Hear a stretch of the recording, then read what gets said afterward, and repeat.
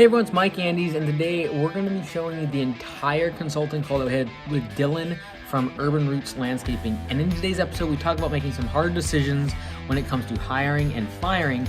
He has an employee that's been sort of underperforming, not showing up to work, and yet he has a replacement, but he doesn't feel like he wants to necessarily fire this person because he potentially might need them next spring because we're in a seasonal business as landscaping and things pick up and get crazy. So there's that hard decision that you might have to make as an owner, whether you should fire someone or whether you should not. And that's what we're going to be talking about today, as well as him needing to find a new shop space so he can actually grow his business from $400,000 annual revenue past $1 million in the next couple of years. Let's catch up with Dylan and watch the entire consulting call. This is again from episode 3 of Business Bootcamp. The entire episode is down below in the link of the description. Dylan, how's it going? Hey, good. How are you? Good. I'm in Kentucky, but can't miss the call with you. So I saw that. Are you at that expo? yeah, it just finished today. So Okay. Is that more the educational piece or is it more just equipment? it's mostly equipment, like the booth and everything. I did a little bit of speaking yesterday, and there's a little bit of education side, but not a whole lot. Nice. Cool. How was the week? Geez. So we've had an issue where I'm contemplating letting one of our employees go, one of our newer employees. So we'll see. I'm gonna have that conversation after our conversation, and still milling over it right now. But besides that, it's okay. We're surviving. So why do you want to let them go? And are you mostly mulling around it because of the timing of the year? Yeah. So it's an interesting, like the way things played out. So there's a message from the employee that, oh, I'm not feeling well in the morning. And they said, I'll be in just a little bit late. I'm sleeping in. So I'm like, okay, just text me. So I went to the job. I kind of filled in that position for the employee, went to the job, drove my personal vehicle, planning to hop off. The employee didn't message me until that night, just never came in. It was supposed to come in just a little bit late. And then said, oh, I'll totally be in tomorrow. It's all good. And then it was like the next day, same thing, not feeling well. And that's all I got. And I was like, okay, well, what does that mean? Are you wanting to sleep in or are you not coming in today? Didn't hear again until that evening. But around noon on that day, I was just kind of frustrated with the lack of communication. And I had been ghosted so many times at this point where I was like, kind of freaking out. I'm like, I'm gonna start hiring. I'm gonna post on Indeed and do all that. And then I randomly got a call on that second day at noon, and someone's like, "Are you hiring?" And I'm like, "Actually, I am." So, within like less than 48 hours, it went from like, "Oh, things seem fine with this employee," to like, "Ooh, this is kind of a deal breaker with this lack of communication." So, met up for an interview later that day. Did a working interview already, and it's working out great with the new person. So now I'm kind of like, so I have to decide, like, is that lack of communication a deal breaker for me? Ordinarily, it would be, but would I be okay with it if it were in the spring and I was more like really trying to ramp things up? So timing wise, I'm kind of like, I want to have a really solid crew that I trust will communicate well with me and that has good experience. And the person who did a working interview is like really experienced and has been very proactive in trying to make this employment work quickly. So Is this more of an ethical dilemma because you're concerned about the fact of whether the timing of the year is playing into this? Because from a business standpoint, it makes a lot of sense. Like, you found a better fit, you'd be able to make an example of this person in front of the rest of your team, and you've got a better working employee. Yeah, so you've hit the nail on the head. So it's an ethical dilemma in terms of how much leeway do I give somebody and how much of a chance do I give somebody? But truly, this other person, from what I've seen, is like solid in the field, like great, right? And they're motivated to work. But this other person, I really do pride myself on being able to hire people and give them a chance. But also, I mean, I was told this week, they're like, oh, we think you're a little too nice sometimes. So I think that's a big sign. That's like, maybe I agree. You know what's funny? When the media team came down for Zero Turn, that's what they said about you to me. Okay. That's what they said. That's what they said. They said, I think he's a little bit too nice. Yeah. So I think I put off that impression, but I do know, like, through number one teaching and through parenting, how important it is to have consequences and punishment. So, but that being said, I mean, I've taken bonus pay. I've had those hard conversations, and I've had, hey, if I don't see a change, like it's this employment's going to end. So I've had those conversations. But I am kind of a people pleaser. So, I mean, I get that part of it too. I like to too, but like ultimately, like what we talk about all the time is like you don't make a standard in business until you fire someone over that standard. Until then, it's a suggestion. So if you want them to communicate well, if you want them to show up on time, that is a suggestion until you fire someone over that. And so honestly, in my opinion, if you have a replacement, this is like a gift for you to be able to do this without hurting the business, and that is make an example of this person, and everyone that's currently there, maybe for the next 3 to 6 months, has a massive impact on them. Because like eventually the team always changes, and you'll have to do this occasionally, and you'll fire someone just for the sake of example. But when you have it, like this happening in the middle of spring rush, big problem. And I think if you don't cut it in the bud here, this happens in spring rush with another team member, and now you won't let them go because you need them. And now you basically set the precedent that they can get away with it. And now you're on the defense massively. Yeah, and I knew that. And, you know, with Jose being kind of in the trainer position, I've been kind of consulting with him as to just saying, hey, I've got to make a decision here. And whether this is right or wrong, but I really trust his judgment. And I was like, hey, how's the performance? So we're kind of weighing things out, like performance of this other employee versus this new employee, and kind of standard we want to set. So we're kind of having these conversations, but I told him I'll let him know by Monday what the decision is. So what was Jose's opinion? Jose's really good about like giving his opinion, but I think he also like wants me to maybe make the final judgment call.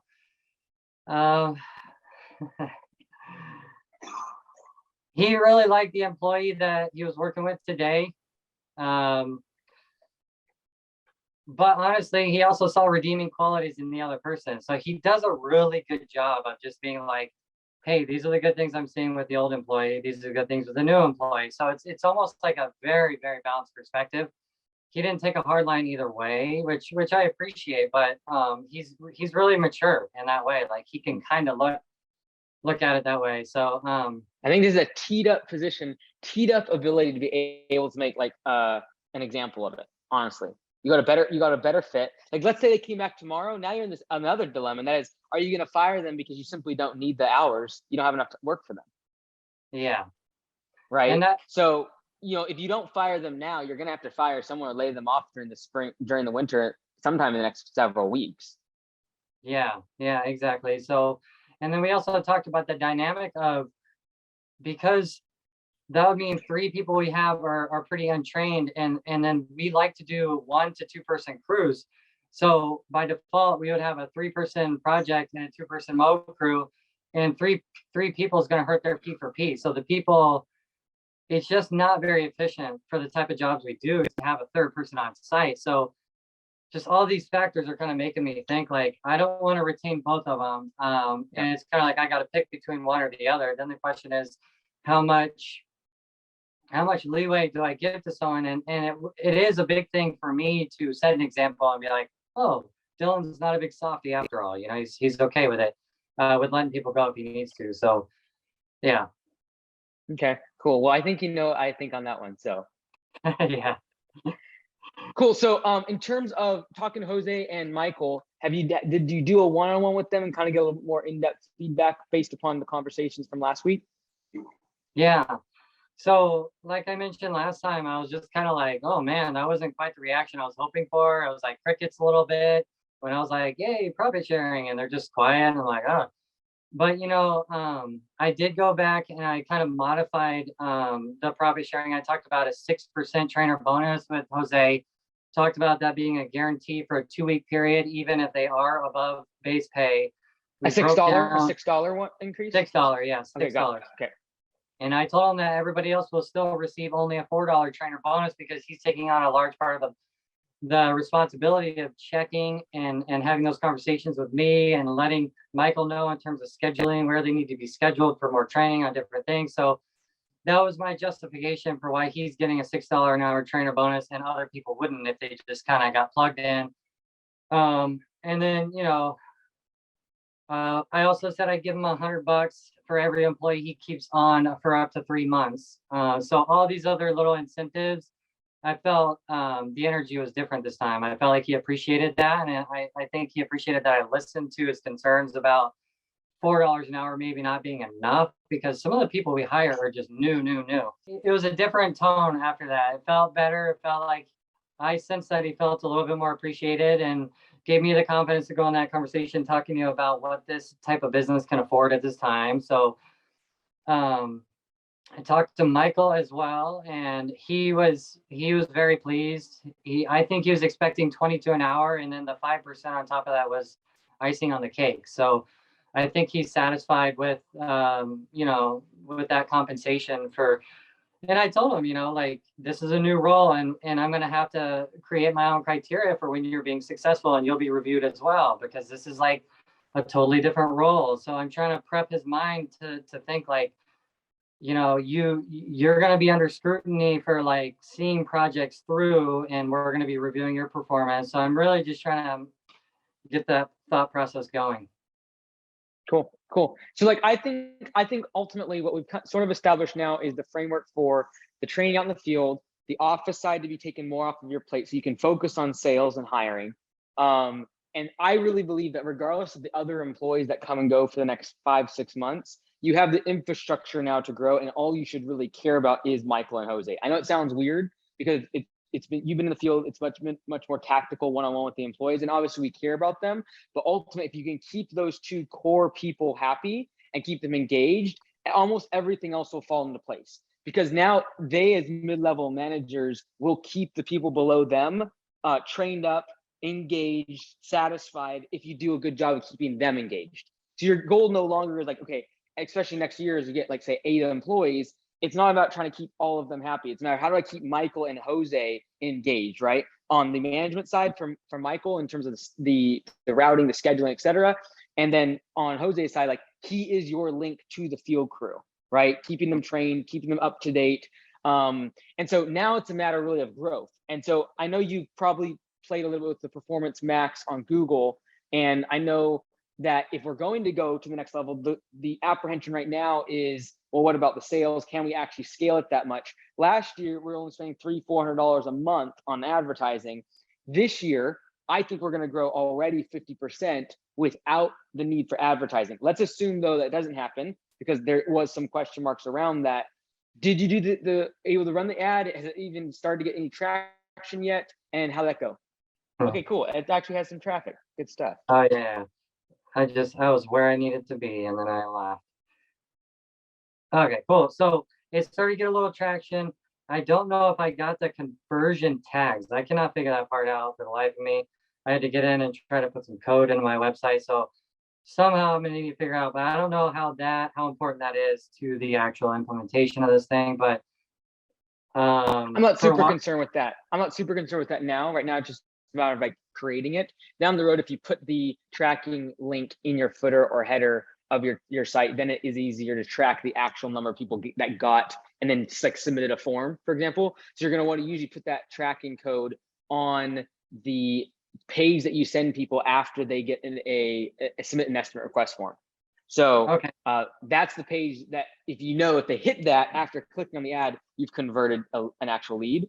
But I'm not too concerned about that, because a lot of people will actually get to your site and then click call, and that's not being tracked as a conversion. Oh, and I don't even have a call button on my website because I hate getting phone calls. But would you suggest I turn that on? I put that button in there. Now that I have Michael, especially. If you have Michael, yeah. Especially if there's certain hours, right? Like he can take them, for example. Because at the very worst, someone leaves a voicemail, right? And if you just say on your voicemail message, like, "Hey, we answer phone calls from 8 a.m. till 2 p.m. If it's outside those hours, leave us a message. We'll get back to you within 15 minutes. Like that sort of thing will get people to still leave a message. So just to optimize the number of leads coming in, there's still people that will only want to call. Okay. And it was only up until 2 days ago that I had the status eligible. It was eligible limited because a few things, like I had an exclamation mark in my heading, and there are things that Google doesn't like. So I got that figured out, I think. So good work. Yeah, no, you got 15 clicks. You're spending $10 a day, so you've probably only spent $20. So you're spending about $1.20, $1.30 a click right now, assuming that's been up for 2 days, which is just fine. Oh, here we go. Yeah, $2.64. Yep. And then that cost on the far right, I don't know if that's actually tracking it correctly, like if you got the code in there. If that is, that would mean that you're getting you've got about one actual lead from this. But oh no, that's the total cost. Never mind. Sorry, my bad. I thought that was cost of conversion. So Okay. yeah, $2.64 cost per click. That's not bad. Then it's just a matter of down the road, if you can put that code into the page where you send people once they get they submit an estimate, that would Yeah. be helpful. So that way you have another number in here, which is actually the cost per lead, not just the customer. So you have the cost per click, cost per lead, customer acquisition cost, right? So we already know what a cost per click is. Then we can figure out, cost per lead once we have that tracking code in there. Okay. So you feel like this is a good first step in terms of being able to ramp up my marketing for next season and keep us all busy? Yeah, ultimately, like if you did $10 a day, that's only $300 a month, right? I would want you to next spring, because you have the cash. Like this, it's very infrequently that you have the amount of cash that you have. You should not be afraid to spend $1,000 to $2,000 a month, no problem. And if you do that, you will double the size of the business. And so, like, I would really be shooting for it. Like, if you're going to be aggressive with it, and I think you need to be aggressive. If you're putting Michael and Jose in these positions, your overhead's probably going to go up by about 50 to 60,000. And the reason I'm not including their entire wage is because Jose is going to be out in the field producing revenue. But let's say $60,000, it goes up. You need to produce probably an additional $250,000 in revenue just to cover that extra overhead. So you really got to grow by at least 200,000 in revenue. I think that happens almost organically without advertising. But to really scale it up and take use of this infrastructure that we've built, you can easily get past 800,000 with this infrastructure of you at the top, Michael as the admin office side, and Jose as the training and the field side of things. Okay, sounds good. So other marketing type things, should I couple it with like Nextdoor, local service, Google local services, and just kind of do a good mixed bag of it? Exactly. Yeah, I would put most of it into Google, and obviously Google local services be my number one. I'd be spending there. Then this part here that we just did, Google Performance Max, I'd be using that, and then like a nice distribution of all the other ones. The way that you're growing and scaling, and the fact that you have capital, I wouldn't be deploying like every door direct mail or anything. That's too cost heavy and too much time if you're doing like door hangers and all the rest of it. I would focus more on the online strategy because you don't have as much time and you have the money to do that. So I would use those methods. Okay, sounds good. Shop space, we got to talk about this. So that was my next question. Yeah, let's rock and roll. What's up? Have you looked at a couple spaces or not really? No, so here's the thing. I love the idea of purchasing property, but I don't know the capital. I can tell you personally, like everything's been separate from, it's like my wife, she has her job, I'm doing the business, separate bank account. So it'll be an interesting conversation with my wife to say like, hey, should we tap in? Because we do have a rental property, right? So should we tap into some of that, or do I just not even explore any of that, or could I even afford to purchase something with the business money? I'm guessing not, right? Because the amount of capital I have, I'm going to spend a lot on trucks and other things. And what's a good first step? Is it like a storage unit for next year for any new trucks and trailers?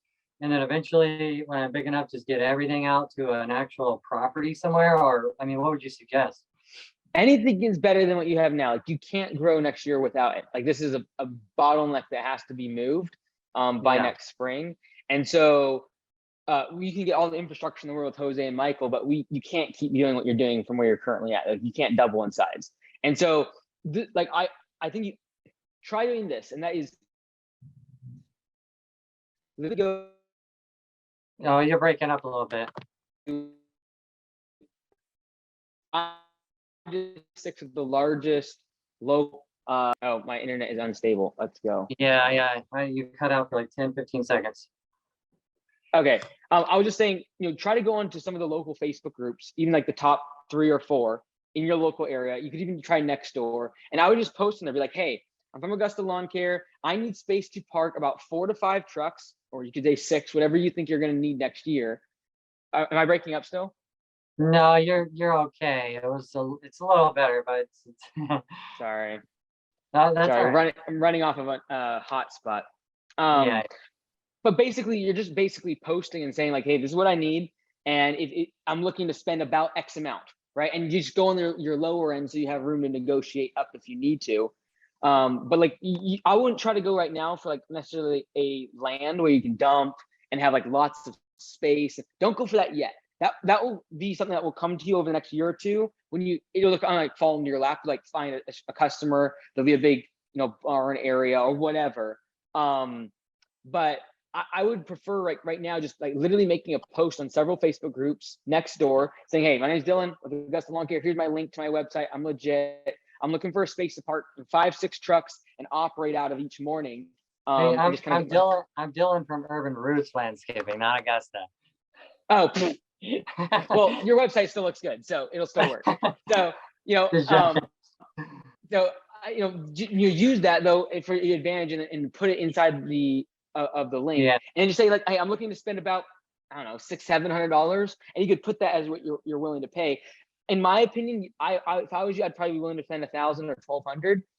But again, you're looking for literally someone that has like 5 acres. They have a construction company. They have a power line company, a plumbing company, whatever. And there's like, yeah, you can use the backspace, no problem, right? And a lot of times they have like power already to the property. They already have an outhouse, and it's like, you know, plug and play for you. And then for them, it's an extra $1,000 in the bank, right? Helps them pay down their mortgage. Okay, a good question Michael had today was like, where is his office going to be? You know, so it's like coffee shop. Is he working part remote? Is he, you know, I just don't know what that's going to look like for him in terms of getting some of this work done in the office. I think you're breaking up a little. No, you're good. I can hear you. Yeah, so like I think, you know, when you're looking at these spaces, it's just a matter of like optimally in the perfect world, yeah, they already have like a bit of an office indoor space. If not, you can always bring in like literally one of those 8x8 cans, and then just do hot spots into it. Like if it's worst case scenario, you put a little heater in there, some power, that's all you need, right? That'd be like, can. What is an 8x8 can? Oh, like one of the storage containers, like the ones that you can see like typically on like a shipping container, they're usually 40 feet by 8 feet, but you can get the ones that are 8 feet by 8 feet, like really small. Okay. Yeah, and if you wanted to, you could get a 40-footer and then just make, you know, one half of it be the office and the other half be storage, right? Okay.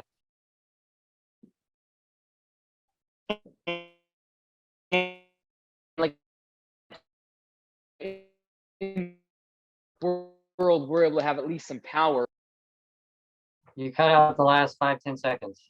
Sorry, I was just saying, you know, in the perfect world, we're able to have power to that storage container, to have like, you know, heater, you know, charge a computer, bring in some, you know, even if it's mobile hotspot for internet, you know, but the space is the most important thing, because the office side, you can get that figured out pretty quickly. And if you had to do something like weird, like a coffee shop, you could. But I think what's going to happen is you're going to literally have someone who already has like an office space on 5 acres. And we've done it before where they have the like a contractor. Those have a back area. They park all their trucks. They have like their debris piles back there, piles of chipped up concrete. And they're like, yeah, just go ahead, park back there. And they already have power there, right? So I would be looking for that, and I just see what falls in your lap. I really think you'll get 3 or 4 people reach out and be like, yeah, here's an option for you. So like it's a local Facebook buy, sell, trade type groups is what you're thinking? Exactly. Post the ad everywhere. And what is so let's say I find an area that's like 20-30 minutes away. I mean, what's the ideal, like, because I love just being in this neighborhood. I live here. It's like we're driving 2 minutes to 5 minutes for all of our jobs for the most part. Yeah, like in the perfect world, you're not driving more than 10 or 15, right? And so, you know, if you're in a really urban area, though, that's when you have to sometimes start stretching that. And then it's a matter of like, where do you dump? Because if you dump in a certain spot, if you're going that direction already, that might be the direction you head towards when you're trying to look for land, because you already have to go that direction for dumping. So we're 12 minutes from Gig Harbor, and there's all kinds of land out there, but there's a bridge toll. So is it worth it with 3, 4, 5 vehicles with a lot of our business here? I mean, I could even start marketing and advertising and starting business out there. But a lot of our stuff is already in Tacoma on the other side of the bridge. Is that a cost that's just stay away from that side of the bridge?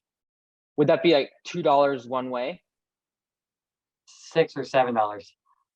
Oh yeah, that's killer because that's $12 to $14 per day per truck. Yeah. So you're And looking at we dump over $700, there. $800 in tolls. Oh, you dump over there? How often do you Yeah. go over there?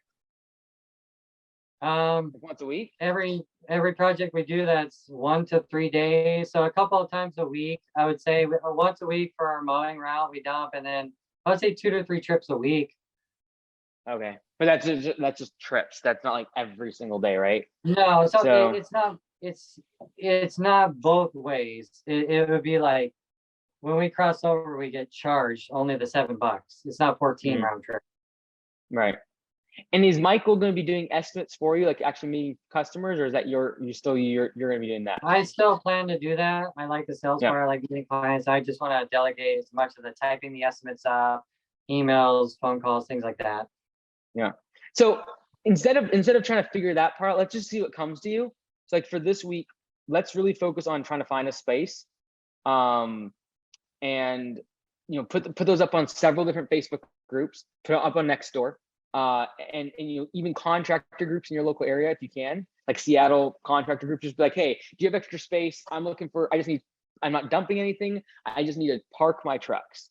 I think you'll be amazed at how many people will come out of the woodwork, and even a matter of people who just have land, like, yeah, you can park your trucks. And then it's up to you if it's just straight land, then you're gonna bring in like a storage container, etc. But a lot of times these guys already have like a shed, they already have an office space, and you could potentially use some of that for Michael.